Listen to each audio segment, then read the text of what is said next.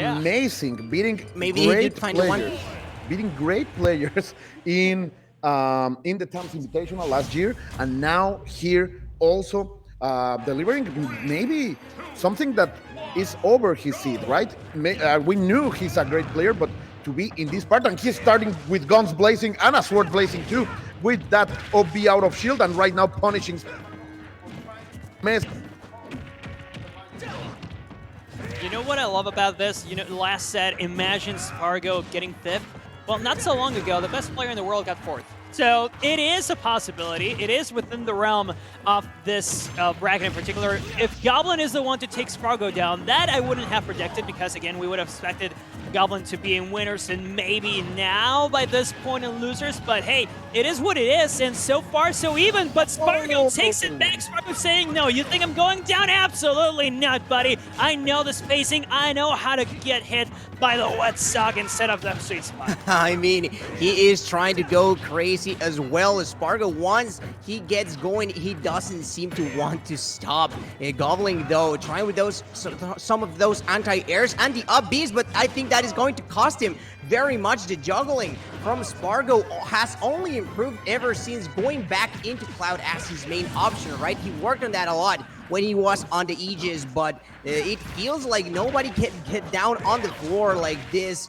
Is a no-fly zone when you have a Spargo right below you. However, Goblin is trying to do exactly the same. Like, one of the main tools that the Roy's have is to cut your landing pattern as well with that side. But look at that option from Spargo. He is trying to go crazy here.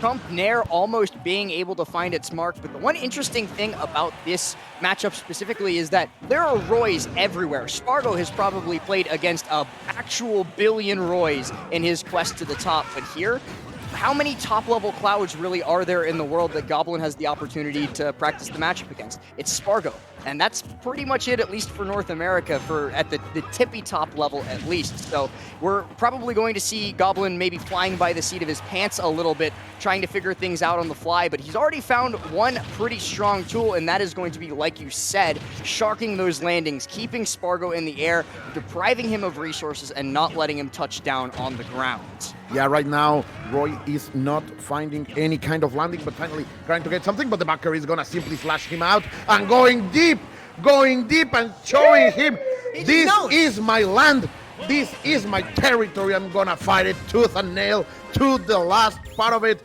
Goblin is in a cage with a beast, in a cage with an animal, and that animal is a 16-year-old who is the second best player in the world too. You know, I told you earlier on how the set against Gluto kind of showed us some developments with the Huff charged waft. This interaction we just saw with a Trump neutraler into up B, I don't know, I feel like that's a slight glimpse into something that might be developed further down the line. Let's Trump setups with Nairs and up Bs and whatnot. If Spargo did it once, and he tried to do it twice, if you saw, he tried to go for the Trump up B. I saw him try to do it a little bit against Ludo as well. We saw him go for those runoff uppies, like the runoff turnaround uppies to get right back onto the ledge, but he wasn't actually able to get anything off of it. It just didn't result in anything until now. And now that we know what it is, we know that it's a threat, and we know to be scared. What are you up to, Spargo? I mean, Spargo is closer. He showed us that in this last part of the first game, and now working on this further lead. However, Goblin not want to give up just easily. The pools might have not gone his way, but he is still alive and kicking here in this tournament, and he is almost getting that first stock from Spargo. The downer was going to be the option. He was just trying to go for the raw read on the positioning, but not getting even that. The anti-airs consistently being both up tilt and uppers to actually try to close it out, but is going to be one of Spargo's own uppers who what does it. And this time around, I mean, Goblin doesn't have that much space to play with, not when Spargo is playing like this and he's trying to just straight up end his life. Yeah, this is insane. The first-class soldier is destroying the prince right now. Spargo is playing out of his mind. Okay, that forward there is going to be something. He doesn't have limit, has his jump, and he's back into it. Forward there, and that's going to be a terrible trade. That is a very bad business for Goblin. Spargo is making money out of those kind of kills. Yeah, he went directo al sumidero, and even beyond because right now Spargo is simply taking those kind of shots. Great way to come back into the stage, going down, trying to Goblin trying to exploit those weakness from Cloud. But right now Spargo is simply playing out of his mind that double edge dance is not gonna be a good enough threat to keep Spargo out of the way. And the forward there, another one. No, very, very close. Still, the climb has started to deal some extra damage. Toon, I think Spargo is feeling a little bit of rage because of what happened against Goblin.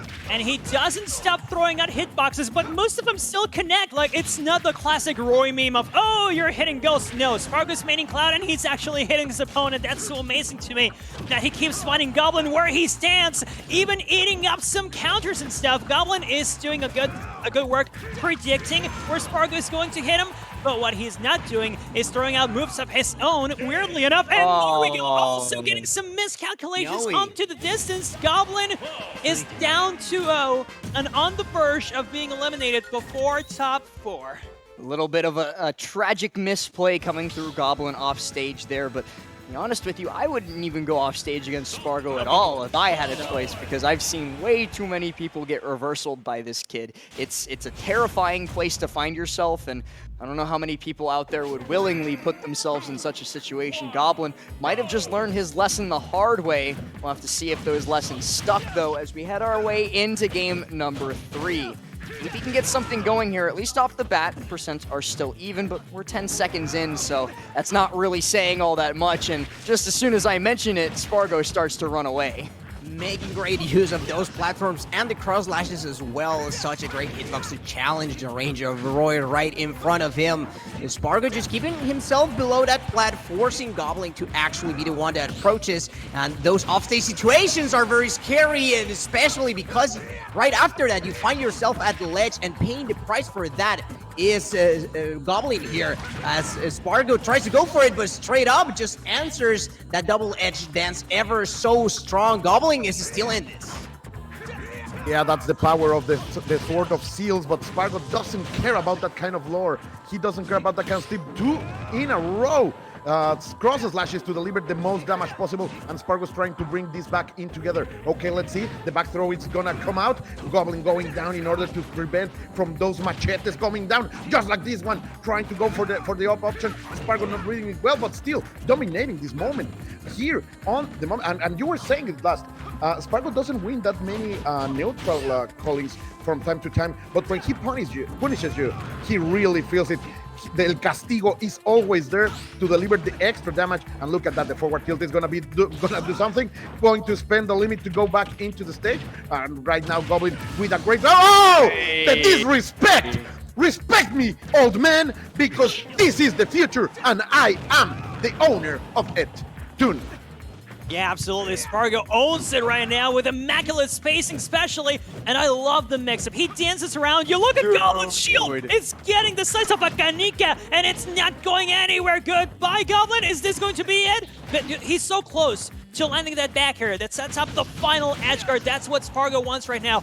One final edge guard. We have seen him be successful with so many attempts. Goblin is not landing, dear lord. I thought for sure he was gonna get hit by that up smash. This might be it. The let's drop setups, that's what I'm talking to you about. So many consistent setups from Spargo, but this time it actually misses. It gives Goblin another chance at life, whips a grab in front of him, and so this might just be it. What's the setup, Spargo?